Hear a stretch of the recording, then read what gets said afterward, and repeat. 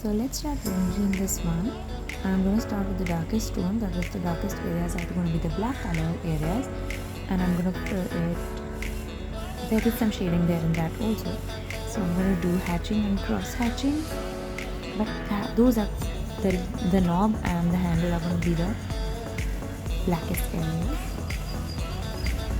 And then this is a metallic object, so then there are going to be bands of shades with dark and light and medium shade.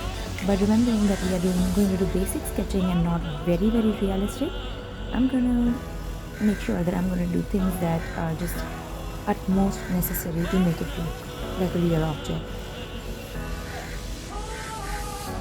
The whole idea of this assignment is that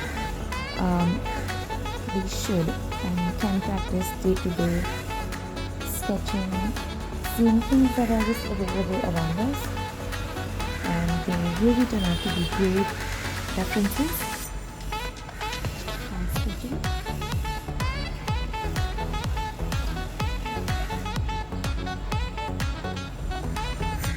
And here I'm going to do this small reflection of the knob that I can see. Just trying to make it look a little more realistic. I don't just add some details.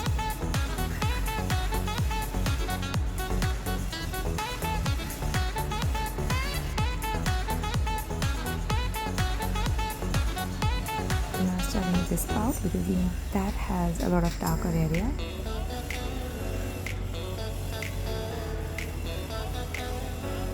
And so on, you will finish the whole kettle. Wherever there is completely light or white areas, I'm going to keep it paper white.